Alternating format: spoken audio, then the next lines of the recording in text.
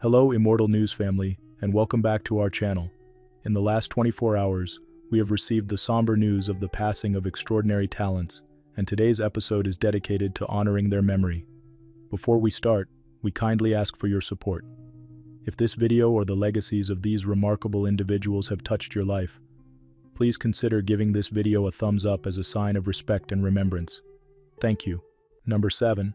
The connection between San Diego and LA and all the musicians that came up is a very interesting story, and I think it needs to be told. That quote captures the essence of Chris Hager, a guitarist, storyteller, and key figure in West Coast rock history. Chris passed away at the age of 67, following a brief illness. His impact on music, especially the glam metal scene of the 1980s, continues to resonate. He began his journey in the mid-70s alongside Stephen Pearcy, eventually helping form Mickey Rat. The band would later evolve into the famous Rat, but Chris had already set his sights on new musical horizons. He wanted a more melodic sound and found it in Rough Cutt. Replacing Jake E. Lee on guitar, Chris brought power and precision to Rough Cutt's music. Their albums on Warner Brothers may not have topped charts, but they built a loyal fan base and became cult favorites. Chris remained a driving force through the band's early years and continued with them during their revival decades later. His playing was deeply influenced by icons like Alice Cooper, Black Sabbath, and Deep Purple. But Chris didn't just play riffs. He built bridges between bands, scenes, and friendships. That included staying close with Pearcy over the years, even crashing on his couch between gigs. For Chris, music was more than fame. It was about community, collaboration, and staying true to the art. He gave his all, whether it was performing in packed Sunset strip clubs or jamming with fellow musicians behind the scenes. Paul Shortino, fellow Rough Cutt member, said it best.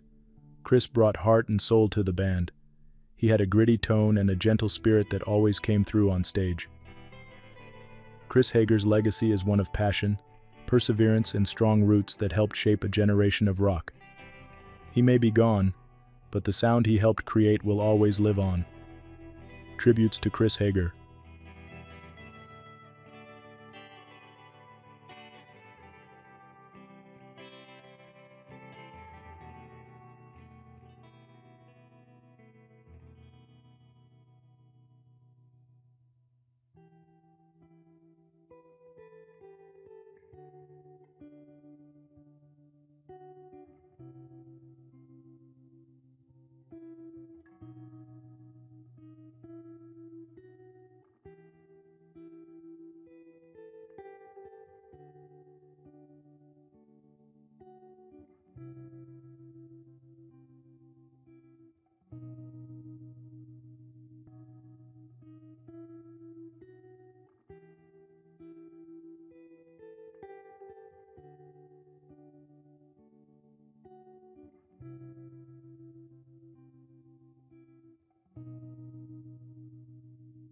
Number 6. To love oneself is the beginning of a lifelong romance. Oscar Wilde's words echo in the story of Latonya Pottain, a woman whose journey touched hearts far beyond reality TV. At just 40 years old, Latonya passed away from congestive heart failure. Her final moments came peacefully, surrounded by loved ones who cared deeply for her. Despite her health battles, she faced life with honesty, vulnerability, and a fierce will to keep trying. Latonya became widely known through her appearance on season 11 of TLC's My 600lb Life. At the time, she weighed over 600 pounds and used a motorized wheelchair for basic mobility. Her motivation was deeply personal. She dreamed of walking down the aisle to marry the love of her life. Through her time on the show and her work with Dr. Nauzaradin, Latonya gave millions an unfiltered view into the emotional and physical challenges of extreme obesity. She struggled with consistency and setbacks, but her transparency and determination left a lasting impression. Though she didn't meet her weight loss surgery goals during the show, Latonya continued to update viewers after the cameras stopped rolling. Her openness about her ongoing efforts inspired many to reflect on their own health and inner strength. Her vulnerability was part of her gift. Latonya didn't pretend to have all the answers. She simply invited others into her reality. That honesty made her more relatable than perfect transformation stories ever could. "She had a beautiful heart," said one former crew member from the show. "Even on tough days, she found a way to laugh or lift someone else up." Latonya's life reminds us that progress is not always linear, and that bravery often looks like getting back up, even after setbacks. She may not have reached all of her goals, but she did something even more important. She kept fighting, and in doing so, she gave hope to others. She leaves behind family, friends, and a devoted group of fans who admired her courage. Tributes to Latonya Pottain.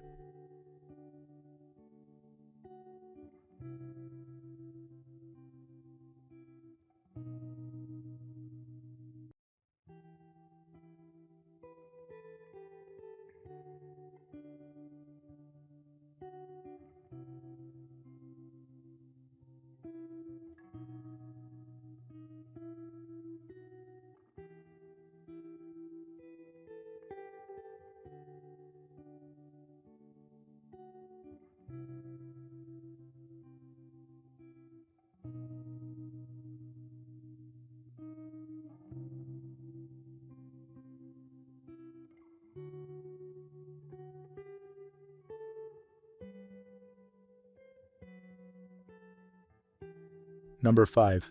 In her eyes lived centuries of strength. In her voice, an entire generation of stories. These words, once shared by a fellow actor, now echo louder as we bid farewell to Aurora Clavel. A cherished presence on screen and in life, Aurora wasn't just admired for the characters she portrayed. She was beloved for the grace and wisdom she brought into every role. Warm, grounded, and endlessly curious, she connected with audiences in a way few could. Whether offering a knowing glance or delivering a line with quiet power, she left hearts forever changed.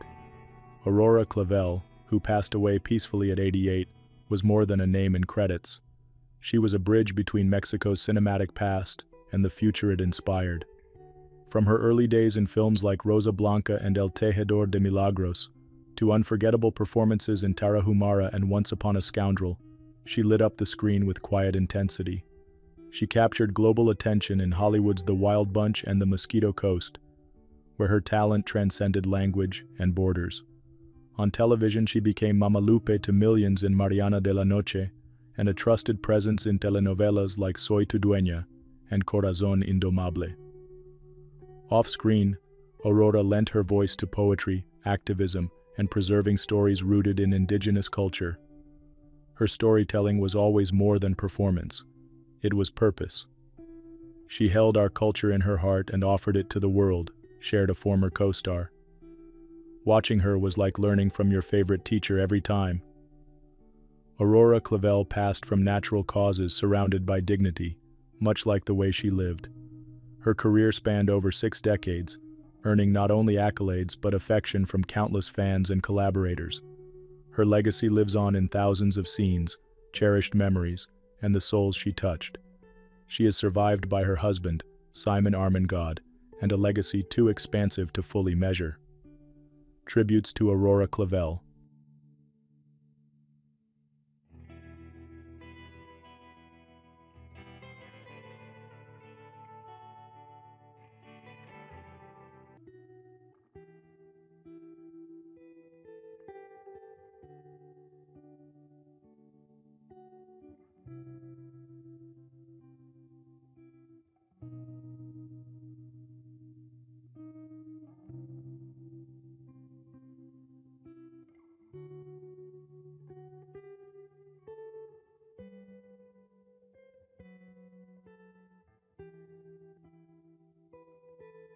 Number 4. I would like to say that it is worth loving. If you are not loved, it is not important. What's important is when you love.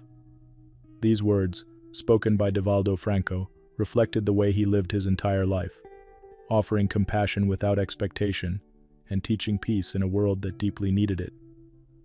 At the age of 98, Divaldo passed away peacefully at the Mansão do Caminho in Salvador, after a courageous battle with cancer. His departure marked the end of one of the most dedicated lives the spiritist world has ever known. From humble beginnings in Feira de Santana, Divaldo discovered his mediumship early on, gifts that would one day carry his voice across 5 continents. But even as his message spread far beyond Brazil, he remained grounded in service and love. Divaldo gave over 12,000 lectures and authored more than 250 books through mediumship. His works, sold in millions, were translated into many languages. Through his spirit collaborations, especially with Joanna de Angelis, he delivered teachings that bridged inner healing, spirituality, and psychology. His books still offer comfort and guidance to seekers around the globe. But Divaldo's greatest masterpiece was perhaps not written in pages, but built in stone and soul. In 1952, together with Nilson de Souza Pereira, he co-founded Mansão do Caminho. Since then, it has served over 33,000 at-risk children and adolescents, feeding, educating, and loving them fully. He donated all proceeds from his books to institutions like these, never asking anything in return. He was a champion for peace, even invited by the United Nations to promote harmony among faiths. His Peace in You movement brought hope to hungry communities in Brazil and later spread to Portugal, Spain, the US, and more. Author and friend José Raúl Teixeira once said, "Divaldo didn't just speak about light, he lived in it, and he shone it into every heart he met." Brilliant, humble, and tireless, Divaldo's light doesn't go out with his passing. It continues in his books, his institutions, and the generations of lives changed by his love. Tributes to Divaldo Franco.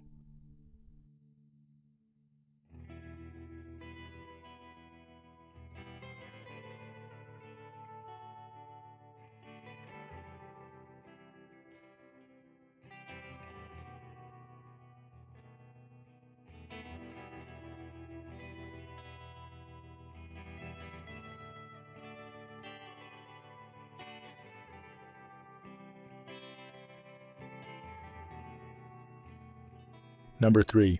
A face that spoke volumes without a word, Pier Paolo Pasolini once said of Franco Merli. That single quote captured the quiet power Merli brought to the screen. Though his time in the spotlight was brief, his legacy continues to resonate with audiences and film historians around the world. Discovered as a teenager working at a petrol station in Rome, Franco Merli was quickly cast as the lead in Pasolini's adaptation of Arabian Nights. With no formal training, he brought a natural grace and authenticity to the role of Nur ed-Din. His performance stood out, full of innocence, curiosity, and vulnerability, qualities that captivated viewers across generations. He returned to the screen in one of cinema's most controversial pieces, Salo, or The 120 Days of Sodom. As one of the film's central figures, Merli's haunting, deeply human performance left a lasting impression. Few actors have worn vulnerability with as much quiet courage. While his filmography is short, his roles sparked decades of conversation, debate, and admiration. His collaboration with Pasolini is often cited as a powerful example of artistic trust and risk-taking. Merli did not follow a traditional path in acting. Instead, he stepped briefly into the light and left behind echoes that have never quite faded. Little is known about his life after acting. He chose privacy, stepping back from fame and living peacefully out of the public eye. That mystery only deepens the fascination around his work and the sincerity he brought to each frame. When asked about him in later years, a former co-star recalled, "He had a gentleness, a rare kind of presence, like he was part of a different world." At the time of his passing at the age of 67, Franco Merli left behind more than just film roles. He left behind emotions captured on film, moments that still move and challenge audiences today.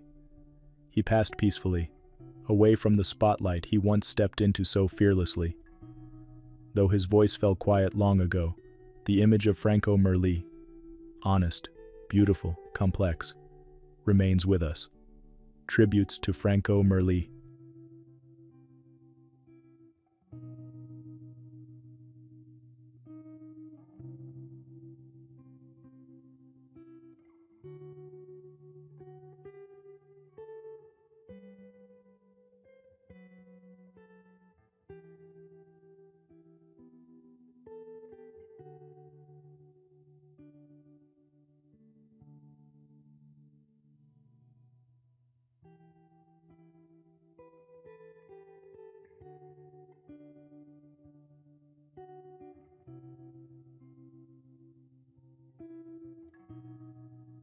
Number 2, it's not enough to leap high, you must also tell a story mid-air. Those words, often spoken by Yuri Vladimirov, defined both his artistry and the soul he brought to the stage. Yuri Vladimirov, one of the shining stars of the Bolshoi Ballet's golden age, has passed away in Moscow at the age of 83. He died peacefully after a brief illness, leaving behind a towering legacy in ballet as both a performer and mentor. Audiences around the world were captivated by his strength, elegance, and fierce emotional depth. Whether it was his spellbinding performance as Spartacus or his commanding presence as Ivan the Terrible, Vladimirov was a dancer who made every movement feel like a heartbeat. His journey began in the quiet town of Kosteryovo. From there, he rose to take the stage at the Bolshoi Theater, where he danced for over 2 decades. Every leap, turn, and pause contributed to stories that moved generations. More than just a performer, Vladimirov became a dedicated teacher after his retirement. He passed his fire and discipline to dancers who now carry his inspiration across international stages. Many credit his guidance for shaping not just their technique but their artistry. His partnership with his wife and fellow Bolshoi legend Nina Sorokina became the stuff of stage legend. Together they created moments that transformed ballet into something raw and profoundly human. Colleagues remember him not only for his phenomenal talent, but also for his kindness. In the words of one former student, he never asked for perfection, he asked for truth. Recognized with honors like People's Artist of the USSR and the Order of Honor, Vladimirov stayed humble, always reminding others that dance was a gift to be shared, not showcased. Yuri Vladimirov helped write a chapter of ballet history, a chapter filled with bravery, beauty, and authenticity. The curtain may have fallen, but his influence dances on in every stage light that rises and every story told through motion. He is survived by Nina, and a legacy that will never fade. Tributes to Yuri Vladimirov.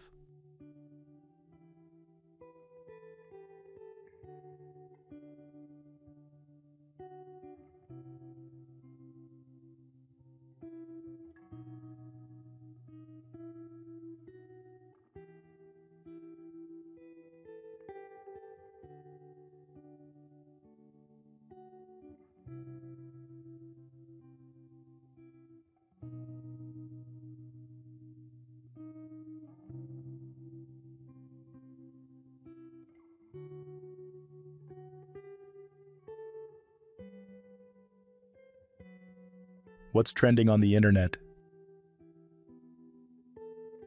News 1. If you've been online today, you may have seen the heartfelt announcement about former President Joe Biden. At 82, Mr. Biden has been diagnosed with an aggressive form of prostate cancer, which his office says has unfortunately spread to his bones. The diagnosis came after he experienced increasing urinary symptoms, a reminder of just how common this condition is for men as they age. Doctors say President Biden's cancer is hormone sensitive, meaning there are still options for effective treatment, and his family is currently reviewing the best path forward with his physicians. It's inspiring to remember that Mr. Biden has spent years championing cancer research, launching the Cancer Moonshot Initiative to help countless families across the country. As we keep President Biden and his loved ones in our thoughts, let's also use this moment to remind ourselves and our friends about the warning signs of prostate cancer, like frequent urination, pain during urination, blood in urine, or persistent bone pain. Early detection makes a world of difference. No matter what lies ahead, President Biden's resilience and commitment to public service will continue to shine as an example for all. We wish him strength, support, and brighter days on the journey ahead. News 2. Scientists are sounding the alarm about a potential mega tsunami that could hit 3 regions of the United States, with waves potentially reaching heights of up to 1,000 feet. The warning comes from a recent study published in the Proceedings of the National Academy of Sciences by researchers from Virginia Tech. The threat centers on the Cascadia subduction zone, a 600-mile fault line stretching from Northern California to British Columbia. Experts believe there's approximately a 15% chance of a magnitude 8.0 or greater earthquake occurring along this zone within the next 50 years. Such a seismic event could trigger devastating consequences for the Pacific Northwest, Alaska, and Hawaii. The impact would be particularly severe for California, Washington, and Oregon, where coastal land could sink by up to 6.5 feet, dramatically increasing flood risks. What makes this situation especially concerning is that the last major earthquake along the Cascadia subduction zone happened in 1700, over 325 years ago. Geological records indicate that earthquakes of magnitude 8.0 or greater typically occur in this region approximately every 500 years, which means we're now within the window where another major event becomes increasingly likely. If such a disaster were to occur, the Federal Emergency Management Agency estimates it could result in 13,000 fatalities and injure another 27,000 people, potentially making it the deadliest natural disaster in American history. The research is particularly groundbreaking because it considers multiple compounding factors: the earthquake causing land subsidence, ongoing sea level rise due to climate change, and the tsunami waves themselves, creating a more comprehensive picture of potential flooding impacts on coastal communities. While this news may sound alarming, it serves as an important reminder of the need for preparedness in vulnerable coastal regions.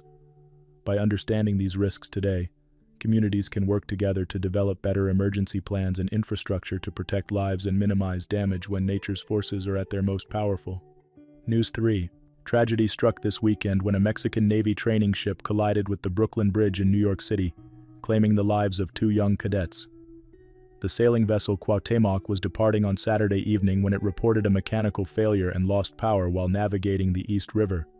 The accident occurred just before 8:30 p.m. when the ship, which was heading south to refuel before continuing on a goodwill tour to Iceland, suddenly drifted out of control.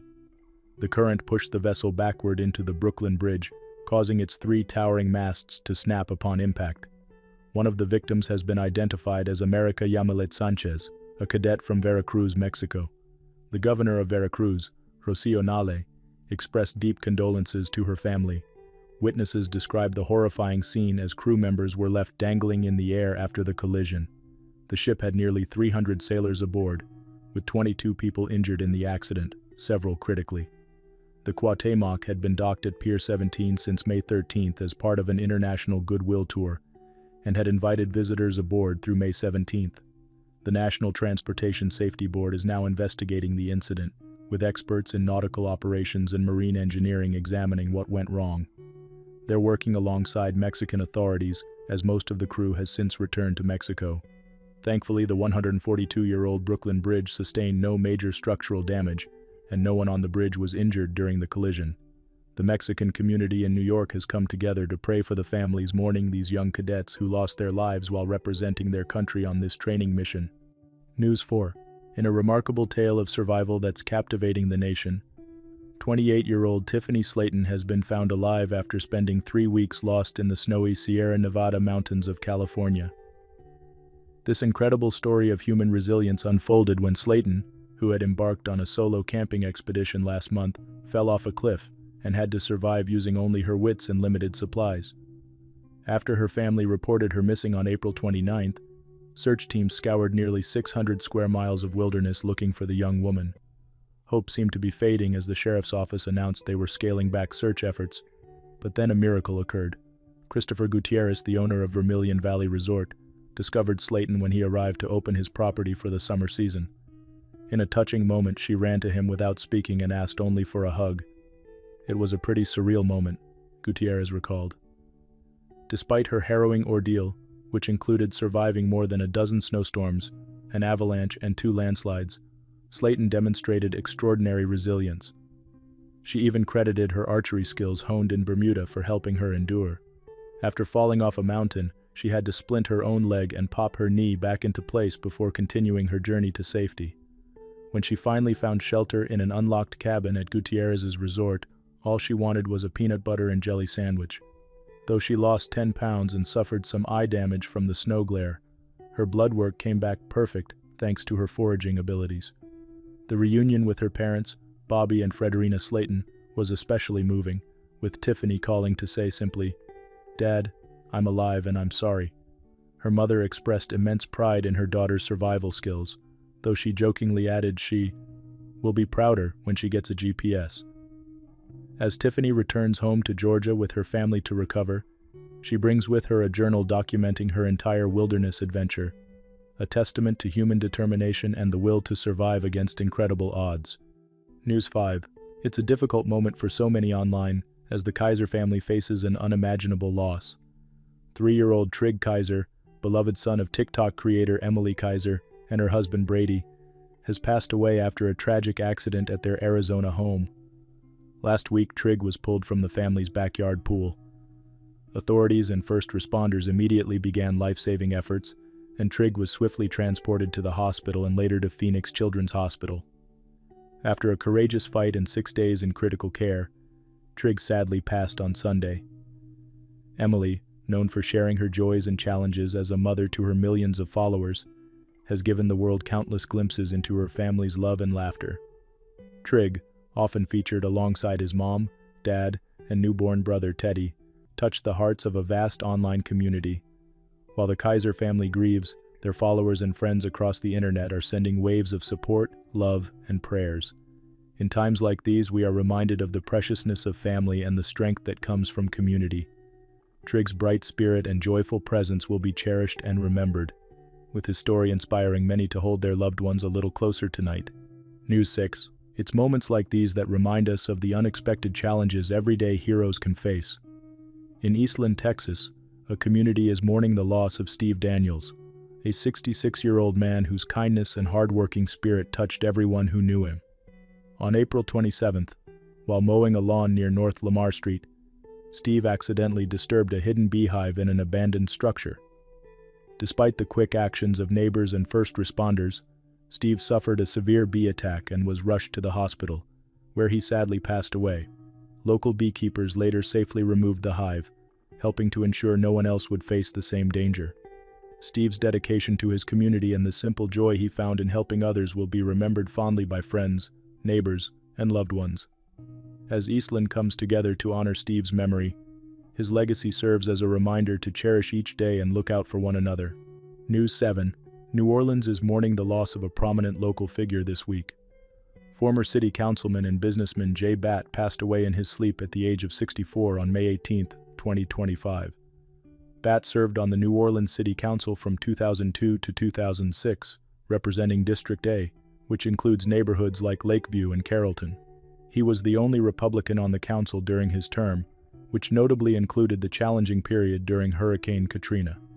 Beyond his political career, Batt was deeply involved in the business and civic life of New Orleans. He had over 30 years of experience in financial services, real estate, and retail. Many locals also remember his family's legacy as operators of Pontchartrain Beach, once the largest amusement park in the country before Disneyland opened. The park was founded by Batt's grandfather, Harry J. Batt Sr., in 1928. In recent years, Batt continued serving his community as deputy chairman of the Republican Party of Louisiana and had been both president and chairman of the board of the All-State Sugar Bowl Committee. His civic involvement extended to numerous boards including City Park, the New Orleans Museum of Art, and as chairman of the Board of Trustees for Crime Stoppers. Those who knew him often commented on his distinctive personal style. Known for his colorful attire and playful fashion choices, Batt was also a franchisee of Joe S.A. Bank Clothiers with 3 locations across the greater New Orleans area. J. Batt's dedication to New Orleans will surely be remembered through his years of public service and the many organizations he helped strengthen throughout his lifetime. His legacy as both a businessman and civic leader has left a lasting impact on the city he clearly loved. Scientific computing. His legacy lives on through the countless students he mentored and the mathematical principles that bear his name. Number 1. Defense wins games and hearts. That's what one former teammate said about Stanley Jason Conti. Words that echo the career of a man who turned outfield play into art. Stanley Jason Conti passed away at 50, following a brief illness. He leaves behind a legacy that went far beyond stats and scoreboards. Fans remember him not only for the plays he made but how he made them, with heart, hustle, and a throw that could stop a runner in his tracks. Born in Pittsburgh, Stanley rose through the ranks as a 32nd round draft pick, a long shot by all odds. He defied expectations, breaking into the major leagues in 2000 and going on to wear the uniforms of the Diamondbacks, Devil Rays, Brewers, and Rangers. He played 182 MLB games across 5 seasons, but numbers tell only part of the story. Stanley was best known for clutch defense. Fans still talk about back-to-back nights when he threw out runners like Brian Jordan and Frank Thomas with laser precision from deep right field. One unforgettable moment came in Houston, climbing Tal's Hill to rob Carlos Beltran of an extra base hit. It was the kind of play that made fans stand up and cheer before the ball even landed in his glove. His mindset was simple: do your job, prepare hard, and be ready for the moment. That moment often found him. After his MLB run, Stanley kept chasing the game, suiting up for AAA teams and even taking his talents to Italy. In every dugout, he brought the same energy and work ethic that defined his time on the field. Beyond the ballparks, those close to him knew a man who was humble, kind, and always ready with encouragement. "Stan was one of the most selfless teammates I've ever had," shared a former colleague. "He played for the love of the game, and it showed." From his early days in Pennsylvania to fields around the world, Stanley Jason Conti made baseball better just by being in it. He is remembered with admiration and love by teammates, fans, and anyone lucky enough to share the game with him. Tributes to Stanley Jason Conti.